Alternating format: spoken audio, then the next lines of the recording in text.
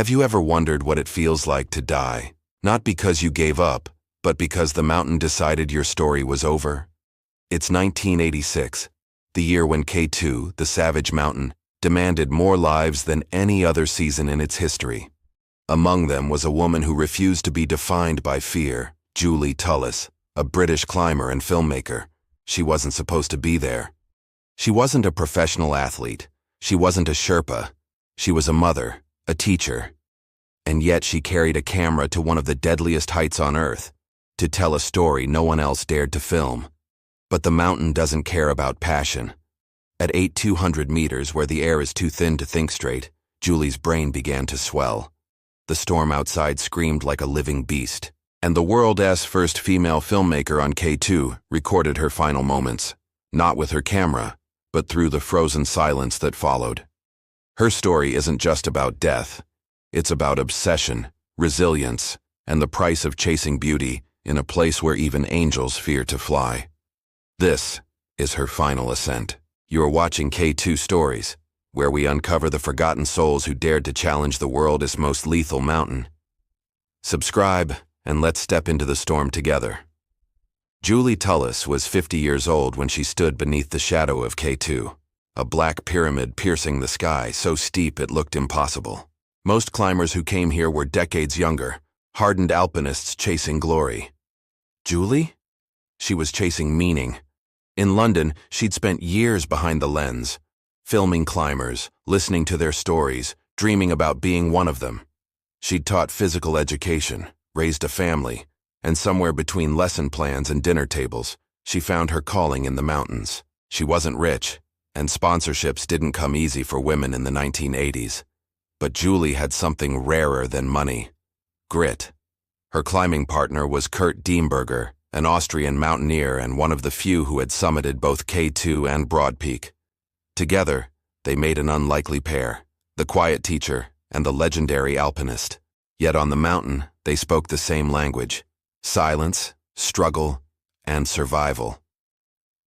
By June of 1986, the slopes of K2 were unusually crowded. Over 24 climbers from different nations, each chasing a dream that would soon turn into a nightmare. They called it the Black Summer. No one knew that by the end of the season, 13 would be dead. The weather was unpredictable that year: clear skies one moment, roaring chaos the next. Still, Julie carried her camera everywhere. She filmed the base camp laughter, the flapping prayer flags, the creaking ice. She wanted people to see K2 not as a monster, but as a force of awe. Raw, beautiful, indifferent. Her journal entries revealed her heart. Sometimes I wonder if I'm mad. But if madness is love for the mountains, then I'm content to be insane. At Camp 4, 8,000 meters high, her body began to betray her. The altitude hit her harder than before. Headaches, dizziness, nausea. She brushed it off as exhaustion. After all, everyone at that height suffered. But her climbing partners noticed the difference. Julie's voice slowed, her eyes unfocused. Kurt grew worried. "You need rest," he told her. But Julie only smiled. "We didn't come this far to sleep." On July 31st, 1986, they pushed for the summit. The sky was sharp blue, deceptively calm. Julie, bundled in layers of frost-stiffened gear, followed Kurt step by step, every breath a battle. The world beneath them disappeared into white cloud, and still, she climbed. For hours they moved along the bottleneck, a narrow, deadly couloir under a wall of hanging ice that could kill without warning. Every step forward was a conversation with death. But Julie kept filming, her camera tucked close to her chest, capturing fragments of humanity at the edge of the world. By evening, they reached the summit of K2, 8,611 meters above sea level. Julie became the first British woman to ever stand there. She didn't shout. She didn't raise her arms. She simply looked around, at the Himalayas stretching into eternity, and whispered to Kurt, "It's so beautiful. So cruelly beautiful." But the summit was not salvation. It was the beginning of the end. The descent from K2 is where dreams turn to ghosts. Julie and Kurt began their way down as the light faded, their bodies trembling from exhaustion. The air was razor-thin, and each breath felt like inhaling fire. Clouds gathered below them, thick and angry, the kind that promise only one thing: death. By the time they reached Camp 4, the mountain had already changed her mood. A storm rolled in fast, swallowing everything in gray. Wind screamed at 100 kilometers an hour. Visibility dropped to nothing. The climbers, Austrian, Polish, British, Italian, were now trapped in a frozen prison above 8,000 meters. Inside the tents, frost crept along the walls like veins of glass. Oxygen bottles hissed weakly, stoves refused to light, and everyone's faces looked carved from stone. They were stranded, no food, no gas to melt snow, no way down. Julie lay inside her sleeping bag, her mind spinning. The headache had worsened, a deep, pulsing pain that made her vision blur. It wasn't just altitude sickness anymore. It was cerebral edema. Her brain was swelling inside her skull. She whispered to Kurt, "Something's wrong. I can't see straight." Kurt held her hand, but there was nothing he could do. Even medical oxygen couldn't reach them through the storm. Outside, tents collapsed under the wind. Inside, time dissolved. Hours turned to days, days into nightmares. She tried to film, perhaps to distract herself, but her camera lens had frozen solid. The mountain had silenced her storyteller's voice, so she spoke into the dark instead, half-conscious. "If I don't make it, tell them I wasn't afraid. Tell them I was happy to be here." Around her, climbers were dying one by one. A Polish team lost 2 men to exposure. An Italian climber slipped during a desperate attempt to descend and vanished into the void. The survivors huddled closer, sharing warmth, sharing fear. Every hour they listened for the wind to stop, but it never did. Kurt wrote later that Julie drifted between clarity and confusion. One moment she'd smile and talk about filming glaciers, the next she'd fall silent, her breathing shallow and ragged. He tried to keep her awake, massaging her arms, whispering her name. "Stay with me, Julie. Just a little longer."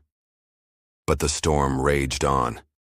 For 5 days they were trapped at the edge of the death zone, too weak to climb down, too terrified to move. Some prayed, some cried. Most simply waited, as if K2 were counting them, one by one. On the morning of August 6th, a faint light filtered through the torn tent fabric. The storm had eased, just a little. But when Kurt turned to check on Julie, she was motionless. Her eyes half open, her skin pale as snow. She was gone. No scream, no drama, just stillness. The mountain had taken her gently, as if claiming what was always its own. Kurt sat beside her body for a long time, unable to move. He later wrote, "Her face looked peaceful, like someone who had finally come home." But the nightmare wasn't over. For those still alive, the descent had just begun, and K2 wasn't finished with them yet. By the time the storm cleared enough for anyone to move, 6 climbers remained alive at Camp 4, ghosts wrapped in torn nylon, faces blackened by frostbite. Their supplies were gone. Their strength, almost gone too. Kurt Diemberger stared at Julie's frozen body, lying beside him inside the collapsed tent. The woman who had laughed, filmed, dreamed, and defied every limit was now another silent figure on the mountain. He wanted to bury her. He wanted to say goodbye. But at 8,200 meters, survival left no room for ceremony. "We'll come back for her," someone whispered. But deep down, everyone knew they wouldn't. The descent from Camp 4 was chaos. The slope below was an endless field of ice and sorrow. The route they had climbed so proudly days before was now a death trap, covered in fresh snow and broken ropes. Each climber moved like an automaton, step, breathe, slip, catch, repeating until their minds went blank. Every mistake meant a fall into eternity. Kurt and a few others began lowering themselves down the bottleneck, the same narrow gully where avalanches had buried dozens before. The wind howled so hard that voices were swallowed before they left the lips. Halfway down, one of the Italians lost his footing and vanished into the mist. No one even screamed anymore. Death had become routine. When Kurt finally reached Camp 30, he collapsed. He hadn't eaten in days, hadn't slept in nearly a week. His frostbitten hands could barely grip the ice axe. Still, he looked back up the mountain, toward the place where Julie's body lay, and whispered, "You made it to the top, Julie. You made it." Back at base camp, news began to spread. Another woman dead on K2. But those who knew Julie refused to let her be reduced to a statistic. They remembered her laughter at dinner tents, her calm voice behind the camera, the way she found poetry in pain. She wasn't just a casualty. She was a chronicler of human courage.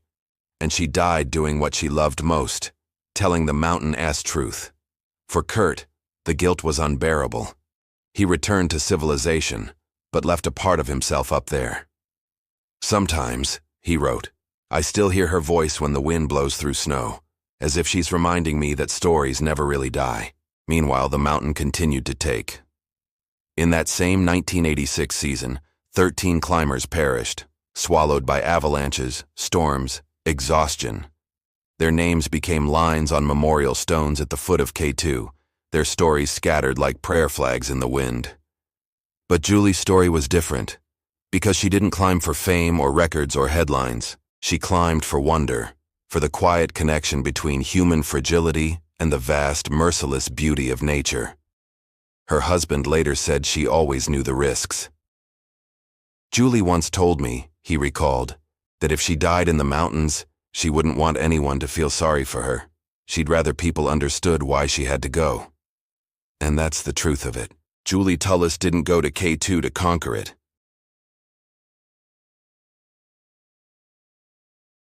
For years after 1986, the mountain kept her secret. Julie Tullis's body was never recovered. Somewhere above 8,000 meters she still rests, encased in ice, her camera buried beside her. Every climber who passes through the shoulder of K2 knows that place. Some say on rare calm days they can see a faint shape beneath the snow. Others claim the wind sometimes echoes like a woman's whisper. Kurt Diemberger returned to the Alps but was never the same. He published his account, The Endless Knot, and dedicated it to Julie, the woman who refused to look away, even when beauty and death became the same thing. His words carried both reverence and regret. "The mountain doesn't take lives, it reveals who we are when there's nothing left but the truth." As news of Julie's death spread through Europe, many questioned why she was there at all. A 50-year-old woman? On K2? But others, especially women climbers, saw her as a beacon. She broke through a wall that few even dared to approach. She had shown that courage doesn't belong to youth, to gender, or to strength. It belongs to those who keep climbing even when they're afraid. In London, her films were later rediscovered. Fragments of her expeditions, laughter in the snow, the flapping of tents in the wind, a fleeting sunrise above the Karakoram. Simple moments, real, human, fragile. The kind of footage that made people understand what words could not. In one of her tapes, recorded weeks before her final climb, Julie looks into the camera, smiling despite chapped lips and frozen eyelashes. She says softly, "If you could stand here just for a minute, you'd see why I keep coming back. It's not about reaching the top. It's about feeling alive." Those words became her legacy. In the years that followed, climbers from around the world came to K2 seeking what Julie found, that thin line between awe and annihilation. They brought her story with them, whispering her name at base camp, remembering the British filmmaker who defied age, fear, and gravity. But K2, as always, gave nothing back. It remained silent, majestic, merciless, eternal. By the 1990s, mountaineering documentaries began to reference her work, her pioneering spirit, her refusal to see mountains as mere conquests. She became a symbol of authenticity, of what it means to feel the mountain rather than fight it. Yet for those who knew her best, her story was never about fame. It was about the quiet truth she carried inside her, that life is measured not in how long we live, but in how deeply we dare to feel. And so, when climbers look up at K2's icy crown, they sometimes imagine Julie still up there, camera in hand, smiling at the horizon. The storm has passed, the silence remains, and the mountain for once is watching her back. Today, almost 40 years later, K2 still remembers. Each summer, climbers from every corner of the world arrive at its base. their tents dotting the glacier like tiny stars beneath a sleeping giant. They come for glory, for challenge, for reasons even they can't fully explain. And somewhere above them, frozen in time, lies the memory of Julie Tullis, the teacher, the mother, the filmmaker who dared to touch the roof of death. Kurt Diemberger, now an old man, once said in an interview, "When I think of Julie, I don't see tragedy, I see freedom. She escaped the noise of the world and became part of something greater, something eternal." He's right. Julie's story isn't one of defeat. It's a story of becoming. Because to love something so dangerous, so untamable, is to understand what it truly means to live. When people ask why she kept climbing, the answer is simple. She didn't climb to escape life. She climbed to feel it. Her death on K2 wasn't the end of her story. It was a continuation, written in wind, carved in ice, told every time someone looks up at that monstrous peak and feels their heart race. Every time a climber presses record on a frozen camera, every time someone whispers her name, Julie Tullis lives again. And maybe that's what she wanted all along. Because mountains don't care who we are. They don't remember our names. But sometimes, if we're lucky, they let our stories linger. So next time you see a photo of K2, look closer. Imagine the storm, the silence, the small figure with a camera, staring into the abyss and smiling. That's Julie, still climbing, still creating, still alive in every gust that sweeps the savage mountain. This was her story. One woman's final ascent, and her eternal legacy. You've been watching K2 Stories, where the mountain never forgets, and neither do we. If you felt Julie's spirit in this story, hit subscribe, share her journey, and join us again as we uncover the untold lives left behind in the shadow of K2. Because up here, every story is written in snow and paid for in blood.